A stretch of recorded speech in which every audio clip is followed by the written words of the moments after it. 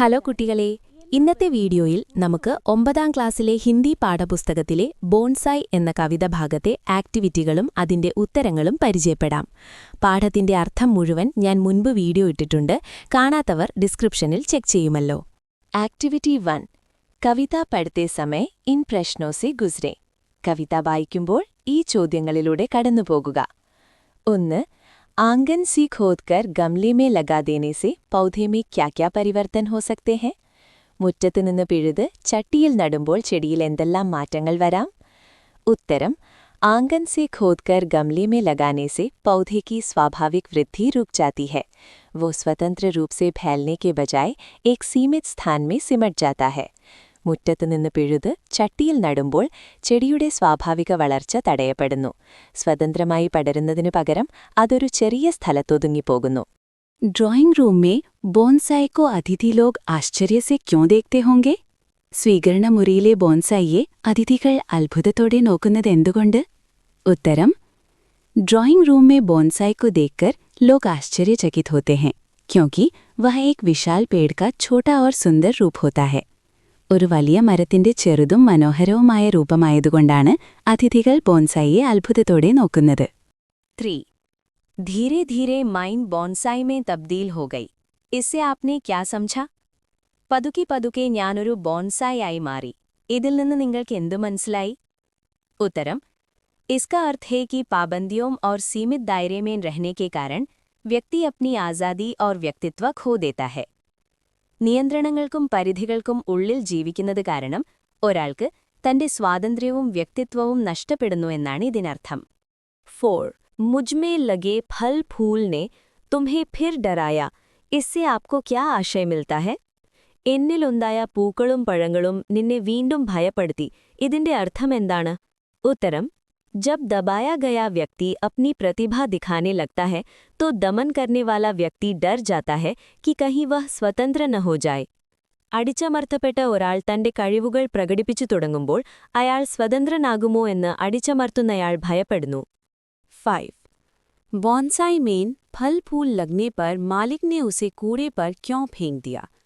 ബോൺസായിയിൽ പൂക്കളും പഴങ്ങളും ഉണ്ടായപ്പോൾ ഉടമസ്ഥൻ അതിനെ എന്തിനാണ് ചവറ്റുകൂനയിലേക്ക് എറിഞ്ഞത്? उत्तरम क्योंकि मालिक को लगा कि अब यह पौधा उसके नियंत्रण से बाहर हो रहा है और अपना असली रूप ले रहा है. ആ ചെടി തന്റെ നിയന്ത്രണത്തിന് പുറത്തു പോകുകയാണെന്നും അത് അതിന്റെ യഥാർത്ഥ രൂപം കൈവരിക്കുകയാണെന്നും ഉടമസ്ഥന് തോന്നിയതുകൊണ്ട്. 6. घूरे पर ബോൺസായി की जड़ें और फैल गईं. का मतलब क्या है? ചവറ്റുകൂനയിൽ ബോൺസായിയുടെ വേരുകൾ കൂടുതൽ പടർന്നു എന്നതിന്റെ അർത്ഥമെന്താണ്? उत्तरम इसका मतलब है कि अनुकूल और स्वतंत्र वातावरण मिलते ही प्रतिभा और व्यक्तित्व का पूर्ण विकास होने लगता है. അനുകൂലവും സ്വതന്ത്രവുമായ സാഹചര്യം ലഭിക്കുമ്പോൾ കഴിവുകളും വ്യക്തിത്വവും പൂർണ്ണമായി വികസിക്കാൻ തുടങ്ങുന്നു. 7. कविता से विशेष अर्थ को सूचित करने वाले शब्दों को पहचानी. जैसे ബോൺസായി, ആംഗൻ. കവിതയിൽ നിന്ന് സവിശേഷമായ അർത്ഥം സൂചിപ്പിക്കുന്ന വാക്കുകൾ കണ്ടെത്തുക. ഉത്തരം ബോൺസായി വളർച്ച മുരടിപ്പിച്ച ചെടി, അടിച്ചമർത്തപ്പെട്ടവർ, പ്രത്യേകിച്ച് സ്വാതന്ത്ര്യം നിഷേധിക്കപ്പെട്ട സ്ത്രീകൾ. ആംഗൻ മുറ്റം, സ്വതന്ത്രമായ ലോകം അല്ലെങ്കിൽ സ്വാഭാവികമായ വളർച്ചയ്ക്ക് അനുയോജ്യമായ സാഹചര്യം. ഗംല ചട്ടി, പരിമിതികൾ, നിയന്ത്രണങ്ങൾ അല്ലെങ്കിൽ വീടിനുള്ളിലെ കടവറ. മാലിക് ഉടമസ്ഥൻ, അധികാരമുള്ളവർ അല്ലെങ്കിൽ സമൂഹത്തെ നിയന്ത്രിക്കുന്ന വിഭാഗം. ജഡേം വേരുകൾ, ഒരു വ്യക്തിയുടെ അടിസ്ഥാന സ്വത്വവും ആഗ്രഹങ്ങളും. ഘൂര ചവറ്റുകൂന, അവഗണിക്കപ്പെട്ടെങ്കിലും പിന്നീട് സ്വതന്ത്രമായി വളരാൻ അവസരം ലഭിക്കുന്ന സ്ഥലം. അടുത്ത ചോദ്യം. पृष्ठ 92 का चित्र ध्यान से देखें. नीचे दिए गए प्रश्नों पर विचार करें. പേജ് 92ലെ ചിത്രം ശ്രദ്ധയോടെ നോക്കി താഴെ നൽകിയിരിക്കുന്ന ചോദ്യങ്ങളെക്കുറിച്ച് ചിന്തിക്കുക. ബോൺസായി കിൻകിൻകെ പ്രതീക് ഹോ സക്തേ ഹെ? ബോൺസായി എന്തിന്റെയൊക്കെ പ്രതീകമാകാം? ഉത്തരം ബോൺസായി ശോഷിത് ലോകോം ഔർ മഹിലാവും കെ പ്രതീക് ഹെ. ബോൺസായി അടിച്ചമർത്തപ്പെട്ടവരുടെയും സ്ത്രീകളുടെയും പ്രതീകമാണ്. ക്യാ ബോൺസായി കിസി വിശേഷ് അർത്ഥ് കി സൂചന ദേതാ ഹെ? ബോൺസായി ഏതെങ്കിലും സവിശേഷമായ അർത്ഥം നൽകുന്നുണ്ടോ? ഉത്തരം ഹാ, യെ സ്വാതന്ത്ര്യ കി മഹത്വ കി സൂചന ദേതാ ഹെ. അതെ, ഇത് സ്വാതന്ത്ര്യത്തിന്റെ പ്രാധാന്യത്തെക്കുറിച്ച് സൂചിപ്പിക്കുന്നു.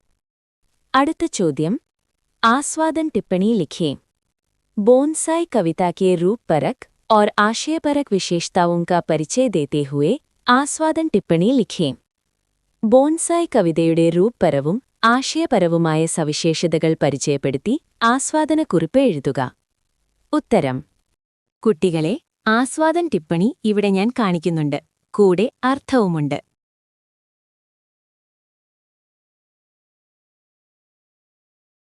ഇതോടെ പാഠത്തിലെ പ്രവർത്തനങ്ങളെല്ലാം പൂർത്തിയായിട്ടുണ്ട്. നിങ്ങൾക്ക് വീഡിയോ ഇഷ്ടമായാൽ ലൈക്ക് ചെയ്യാനും നമ്മുടെ ചാനൽ സബ്സ്ക്രൈബ് ചെയ്ത് സപ്പോർട്ട് ചെയ്യാനും മറക്കരുത്. നന്ദി.